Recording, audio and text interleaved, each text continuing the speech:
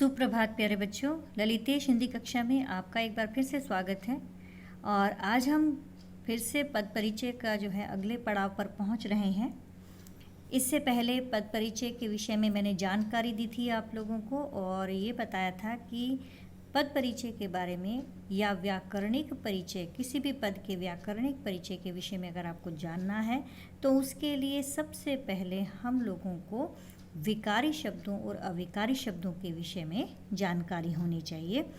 तो विकारी शब्द मैंने आप लोगों को बताए थे, 4 प्रकार के होते हैं: संज्ञा, सर्वनाम, विशेषण और क्रिया। और अविकारी शब्द होते हैं क्रिया विशेषण, संबंध बोधक शब्द, समुच्चय बोधक शब्द और निपात और विस्मय आदि बोधक शब्द। ये आपके अविकारी शब्द होते हैं जिनमें कोई परिवर्तन नहीं होता। तो जो संज्ञा शब्द हैं उनमें तो परिवर्तन होते हैं, जिसके विषय में हम लोग पढ़ चुके हैं। और कैसे पहचाना जा सकता है हम व्यक्तिवाचक संज्ञा या भाववाचक संज्ञा या जातिवाचक संज्ञा, इन संज्ञाओं के विषय में हम जानकारी कैसे दे सकते हैं, उनका परिचय कैसे दे सकते हैं, ये भी मैं आपको इससे पहले वाली वीडियो में बता चुकी हूँ। अब आज की जो वीडियो है उसमें हम सर्वनाम के बारे में जानेंगे। और सर्वनाम जो है हम वाक्य के अंदर जो आया हुआ पद है उसमें सर्वनाम के विषय में कैसे बताएंगे। बच्चों, जो विकारी शब्द होते हैं इस बात का ज़रूर ध्यान रखना कि लिंग, वचन, काल, कारक ये केवल आपको विकारी शब्दों में ही बताना होता है। विकारी शब्द क्योंकि इनके अंदर परिवर्तन होता है इसलिए इसके लिंग भी बदलता है, इसके वचन में भी परिवर्तन होता है, कारक में भी परिवर्तन होता है और काल केवल और केवल क्रिया में बताया जाता है और किसी में हम काल नहीं बताते हैं। तो हम जो है संज्ञा के विषय में जानकारी के बाद तो हैं आ रहे हैं सर्वनाम के ऊपर। बच्चों, सर्वनाम आपको पता है सर्व का अर्थ होता है सब और नाम का अर्थ है नाम। स्वाभाविक सी बात है। तो सर्वनाम का अर्थ क्या हुआ? सबका नाम, यानी सबके लिए जो नाम होता है। अक्सर हम कभी भी कोई भी निबंध लिखते हैं या कुछ लिखते हैं कि राम मेरा मित्र है, राम के पिताजी जो डॉक्टर हैं, राम की माताजी अध्यापिका हैं, राम बहुत होशियार है। हर जगह पर अगर हम राम राम जो शब्द लगाते जाएंगे तो भाषा में वह एक कौशल या सुंदरता नहीं आ पाती। तो इसके लिए हम लोग क्या करते हैं, हम जो है सर्वनाम लगा देते हैं संज्ञा के स्थान पर। राम क्या है? संज्ञा शब्द है क्योंकि वो एक व्यक्ति का नाम है। तो हमने क्या लगाया कि राम मेरा मित्र है, राम के पिताजी डॉक्टर हैं, उसकी माताजी अध्यापिका हैं, वह बहुत होशियार है। तो अब यहाँ पर उसका, उसकी, वह, ये शब्द जो हैं क्या कहलाते हैं? सर्वनाम कहलाते हैं। यानी कि संज्ञा के स्थान पर प्रयुक्त होने वाले शब्दों को हम क्या कहते हैं? सर्वनाम कहते हैं।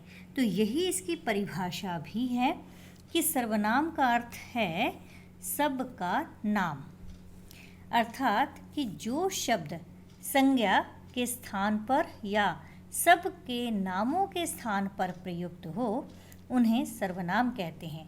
जैसे मैं, हम, तुम, वह, वे, यह, ये आदि। तो इस तरीके के जितने भी ये शब्द हैं ये क्या है? सर्वनाम हैं। और हम किसके स्थान पर लगाते हैं इसको? संज्ञा के स्थान पर लगाते हैं। सर्वनाम के भेद होते हैं 6। तो 6 भेद जो सर्वनाम के हैं उसमें सबसे पहला आता है पुरुषवाचक सर्वनाम।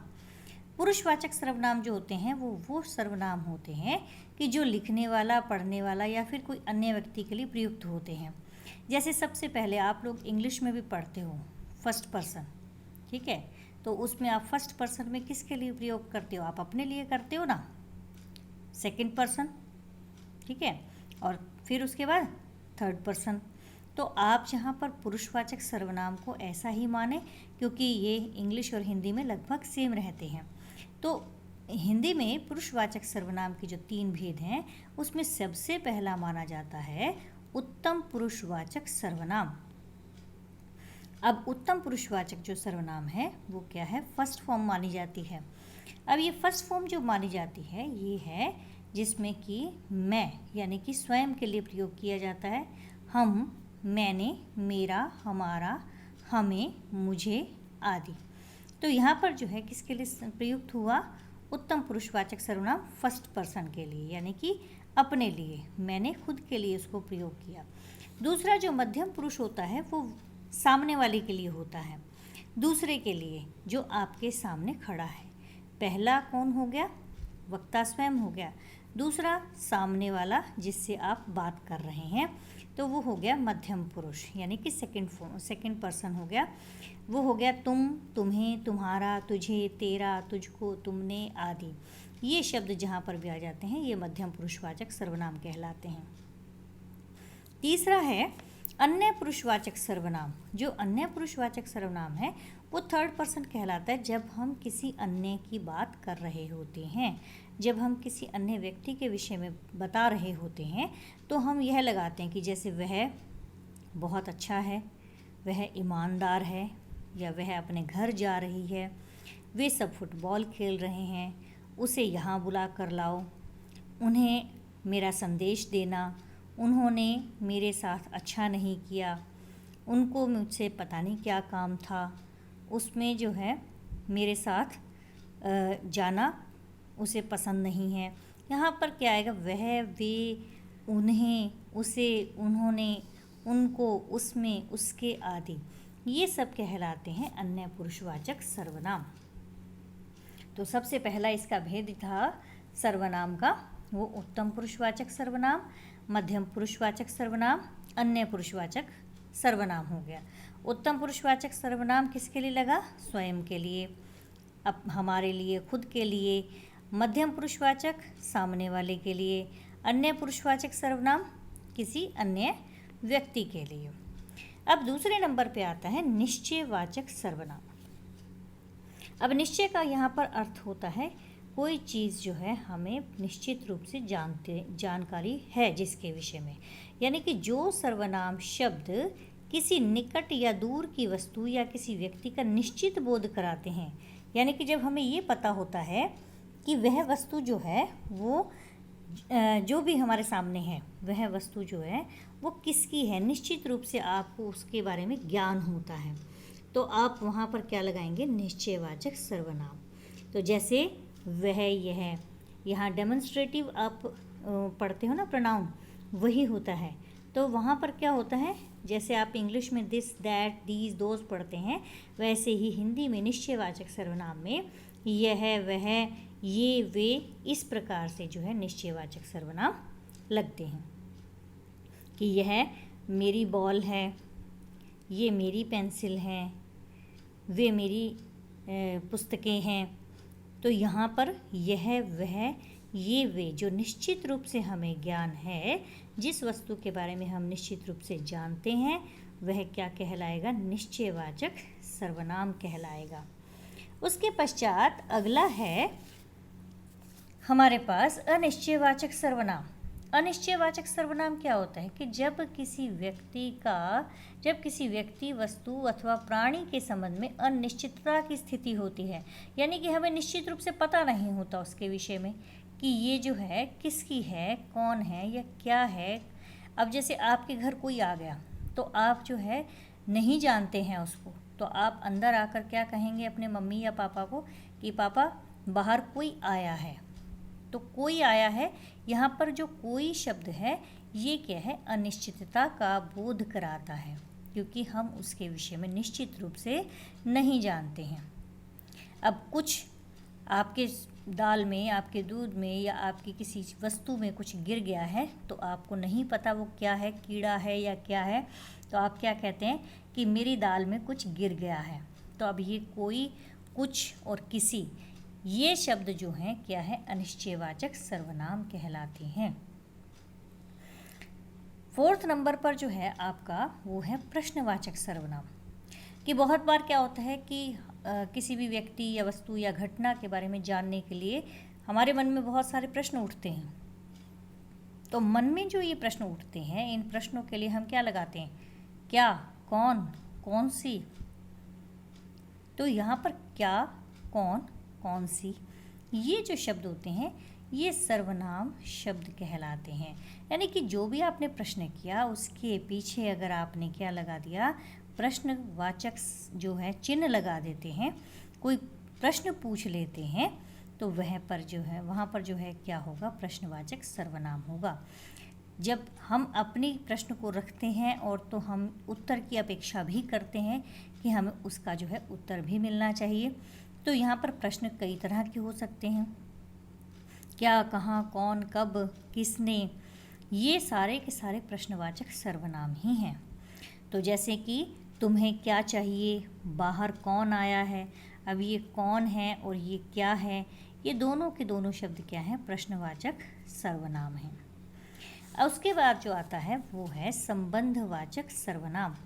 यानी कि जब दो वाक्यों का आपस में संबंध स्थापित करने के लिए जिस सर्वनाम शब्दों को जो है लगाते हैं हम, तो वो कहलाता है संबंधवाचक सर्वनाम। जैसे कि जो, जिसे, जिसको, जिसकी आदि।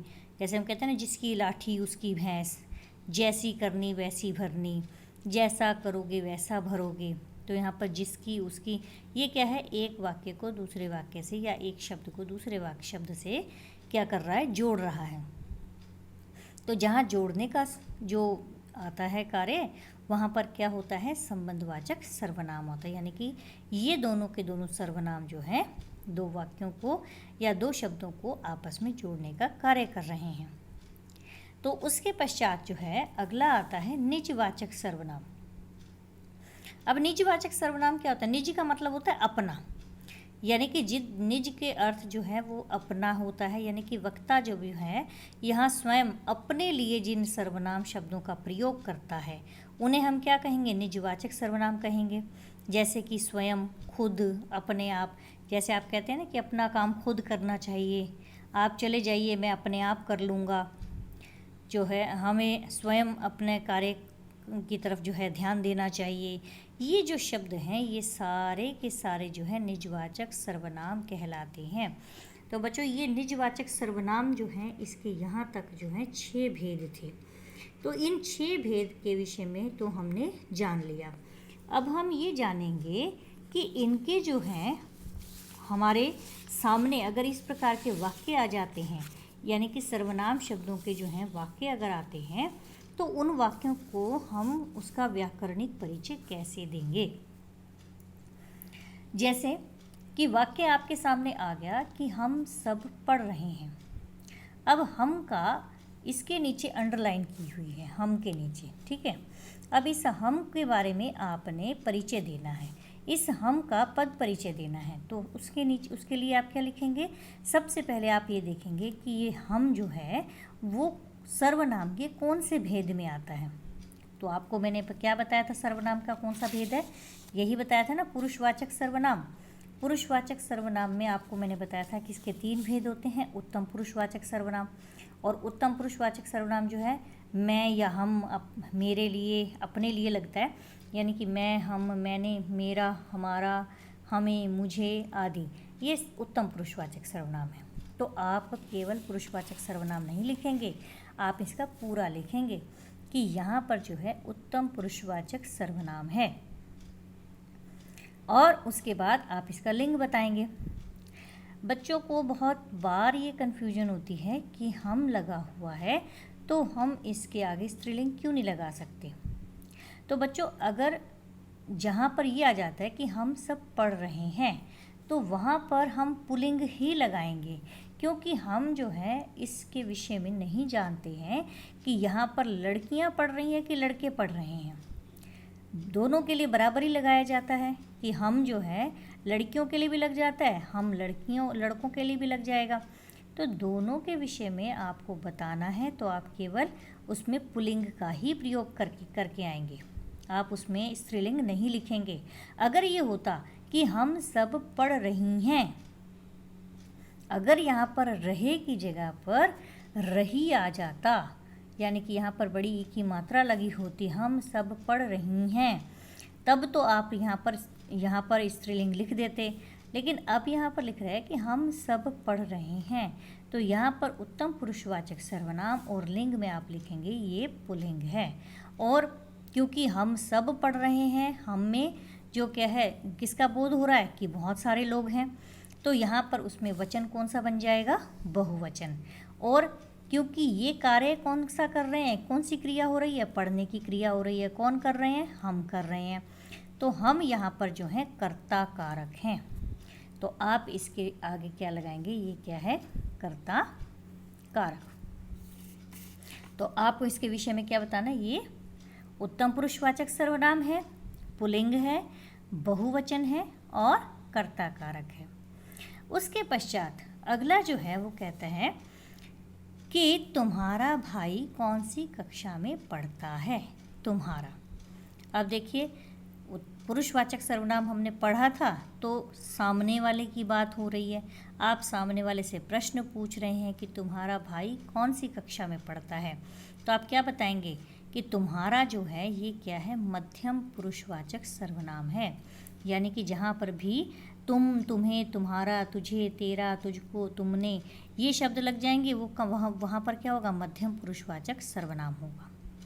और लिंग क्या होगा, पुल्लिंग हो जाएगा। यहाँ पर स्वाभाविक सी बात है कि तुम्हारा भाई कौन सी कक्षा में पढ़ता है। यहाँ पर भी आपको नहीं पता है कि यहाँ पर स्त्री बोल रही है या फिर पुरुष बोल रहा है, तो इसका बोध जब नहीं होता तो हम उसके आगे पुल्लिंग ही लगाते हैं। तो यहाँ पर मध्यम पुरुषवाचक सर्वनाम के बाद हमने लगा दिया पुल्लिंग। उसके पश्चात वचन, एक वचन। अब यहाँ पर मैंने लिखा है संबंध कारक, ये कर्ता कारक नहीं है। क्यों? यहाँ पर आपने ये देखा कि तुम्हारा भाई, यानी कि यहाँ पर भाई के साथ संबंध बताया गया है कि तुम्हारा जो है भाई के साथ संबंध क्या है। तो जहाँ पर भी तुम, जहाँ पर भी हमारा, तुम्हारा ये शब्द लगते हैं ना, वहाँ पर उनका ये सारे के सारे जो हैं संबंध का बोध कराते हैं। तो इसलिए ये कर्ता कारक ना होकर संबंध कारक होगा, तुम्हारा भाई। उसके पश्चात अगला है वह जा रहा है। अब वह क्या है, वह लड़की के लिए भी लगता है, वह लड़के के लिए भी लगता है। अब मैं अगर यहाँ लिखती कि वह जा रही है तो नेचुरल सी बात है कि यहाँ पर वो स्त्रीलिंग बन जाता। तो यहाँ पर वह जो है वो क्या लगा हुआ है, अन्य पुरुषवाचक सर्वनाम, यानी थर्ड पर्सन की बात हो रही है। वह अन्य पुरुषवाचक सर्वनाम लिख देंगे इसके आगे, इसका व्याकरणिक परिचय। और लिंग पुल्लिंग हो गया कि वह जा रहा है, और वचन एक वचन। और यहाँ पर जो है वह जाने का जो है कार्य कर रहा है, क्रिया कर रहा है, इसलिए ये क्या हो जाएगा यहाँ पर कर्ता कारक। क्लियर? यहाँ तक आपको समझ में आया। उसके पश्चात है यह मेरी साइकिल है। अब बच्चों यहाँ पर मेरी जो शब्द है ये क्या है, सर्वनाम है। और यहाँ पर यह जो लगा हुआ है ये निश्चितता का बोध करा रहा है कि निश्चित रूप से व्यक्ति को पता है कि यह मेरी साइकिल है। तो यहाँ पर हम क्या लगाएंगे, यह जो है डेमोन्स्ट्रेटिव प्रोनाउन हो जाएगा, तो ये हो जाएगा निश्चयवाचक सर्वनाम। और किसके लिए लगा हुआ है, साइकिल के लिए लगा हुआ है। साइकिल किस में गिनी जाती है, स्त्रीलिंग में गिनी जाती है। तो यहाँ पर निश्चयवाचक सर्वनाम तो स्त्रीलिंग आ जाएगा और वचन क्या हो जाएगा, एक वचन। अब यह मेरी साइकिल है, यहाँ पर हम कारक के विषय में नहीं बताएंगे क्योंकि यहाँ पर जो है केवल निश्चितता के का बोध हो रहा है, किसी कारक का इस्तेमाल नहीं किया गया है। मेरी जो है शब्द ये संबंध का बोध करवा रहा है। यहाँ संबंध कारक अगर ये होता तो हम संबंध कारक लगा सकते थे, लेकिन यहाँ पर निश्चयवाचक सर्वनाम स्त्रीलिंग और एक वचन लगाएंगे हम। उसके पश्चात है अगला कि शायद बाहर कोई आया है। अब यहाँ पर ऊपर मैंने आपको बताया था कि अनिश्चयवाचक सर्वनाम जहाँ भी होगा वहाँ कोई, कुछ, किसी, किसी ने, ये शब्द जो हैं आएंगे। तो आपने ये बताना है इसका व्याकरणिक परिचय। ये अनिश्चयवाचक सर्वनाम है कोई। अब आया है पुल्लिंग हो गया, एक ही आया है एक वचन हो गया, और कर्ता कारक क्योंकि कोई आया है, आने का जो है इसमें क्रिया हुई है, तो यहाँ पर ये हो जाएगा कर्ता कारक। उसके बाद है आपका क्या नाम है। अब यहाँ पर प्रश्न पूछा ना, यहाँ पर प्रश्न पूछते के साथ ही प्रश्नवाचक सर्वनाम बन गया, तो आपने इसमें क्या लगाना है कि क्या पूछा है, तो यहाँ पर प्रश्नवाचक सर्वनाम आप लिख देंगे और इसका व्याकरणिक परिचय हो जाएगा। क्या नाम है, किसके लिए पूछा गया, कोई पुल्लिंग ही है तो पुल्लिंग और एक वचन, एक व्यक्ति के लिए पूछा गया है। अगला है जैसी करनी वैसी भरनी। अब वहाँ पर हमने कहा था जिसकी लाठी उसकी भैंस, मैंने सेंटेंस भी आपको बताया था जैसी करनी वैसी भरनी, जो करेगा वैसा भरेगा, तो जैसी वैसी, जिसकी उसकी, जो जैसा, यहाँ पर संबंधवाचक सर्वनाम का बोध कराता है, तो यहाँ पर हम लगाएंगे संबंधवाचक सर्वनाम। और जैसी करनी जैसी वैसी जो है स्त्रीलिंग का बोध करा रहा है, और वचन क्या हो जाएगा, एक वचन। अब जैसी करनी वैसी भरनी, अब यहाँ पर जैसी शब्द जो है ये कर्ता कारक में हम इसको गिन सकते हैं। अगर हम लिखना चाहें यहाँ पर कारक तो लिख सकते हैं कि ये हो जाएगा कर्ता कारक, क्योंकि जैसी करनी, करनी का जो है अर्थ होता है करने वाला, भी जो जैसा कर लेगा वो वैसा भर लेगा, तो करनी जो है यहाँ पर शब्द जो है वो किसके बोध करा रहा है, कर्ता कारक का। उसके पश्चात है कि मैं अपने आप पहुँच जाऊँगा। अब अपने आप, जहाँ पर निजवाचक सर्वनाम की हमने बात की थी, निजता का अर्थ होता है अपना, अपने लिए जो है निज का अर्थ जो है हम लगाते हैं। तो जो काम हम अपने आप स्वयं खुद कर लेते हैं तो उसके लिए जो है हम क्या लगाएंगे, निजवाचक सर्वनाम। मान लीजिए यहाँ पर सेंटेंस आ जाए कि मैं अपने देश पर गर्व करता हूँ, या मुझे अपने देश पर गर्व है। अपने आ जाएगा ना, तो अपने जो है या अपना आ गया वो भी क्या कहलाएगा, निजवाचक सर्वनाम कहलाएगा। निजवाचक सर्वनाम एक वचन, पुल्लिंग और कर्ता कारक, कि मैं अपने आप पहुंच जाऊंगा। तो यहाँ पर निजवाचक सर्वनाम और एक अकेले के लिए लगा है, तो एक वचन, पुल्लिंग हो गया और कर्ता कारक हो गया। तो बच्चों यहाँ सर्वनाम के विषय में हमने जाना और उसके वाक्यों को हम कैसे पहचान सकते हैं, उसका व्याकरणिक परिचय कैसे दे सकते हैं, इसके विषय में जाना। ये चैप्टर बच्चों बहुत लंबा है, इसके लिए जो है मुझे थोड़ा थोड़ा करके आपको इसकी वीडियो बनाकर जो है समझाना पड़ेगा, तो इसलिए ज़्यादा पैनिक ना करें, जो भी है बहुत ध्यान से समझें, क्योंकि एक बार आपको पद परिचय समझ में आ जाएगा तो फिर आपको कभी भी व्याकरणिक परिचय देने में, परीक्षा देने में जो है उसमें कभी भी कोई परेशानी नहीं आएगी। तो आप लोगों से मेरी यही गुजारिश है कि आप कृपया शुरुआत से लेकर जितने भी वीडियो मैं आपके लिए ये बनाऊं पद परिचय के, उन्हें आप ध्यान से देखिएगा, पढ़िएगा। और मैंने हर जो जितने भी मैं आपको संज्ञा, सर्वनाम, विशेषण या क्रिया करवाऊंगी, हर एक के पश्चात जो है वाक्यों के व्याकरणिक परिचय के विषय में भी बताऊंगी। तो आप सभी आगे जो मैं सेंटेंस दूंगी उनको आप ध्यान से कर लेंगे, क्योंकि आपको ये समझ में आ जाएंगे। तो इसलिए बच्चों, सभी बच्चे जो हैं इस वीडियो को जितनी भी मैं बना रही हूँ इनको शेयर भी ज़रूर करें, क्योंकि आप जैसे और भी बहुत से बच्चे हैं जिन बच्चों को जो है ये व्याकरण के पद परिचय, रस या वाक्य परिवर्तन ये जो है समझ में नहीं आते हैं। तो मैं बहुत डिटेल में आप लोगों को समझा रही हूँ और बहुत आसान तरीके से बता रही हूँ, ताकि और लोग भी जो हैं आपके जैसे और बच्चे भी इसका लाभ उठा सकें। तो इसलिए आप सभी से मेरा अनुरोध है कि कृपया इस वीडियो को शेयर करना, लाइक करना और सब्सक्राइब करना ना भूलिएगा। हम मिलते हैं अगली वीडियो में विशेषण के साथ। तब तक के लिए धन्यवाद, शुक्रिया।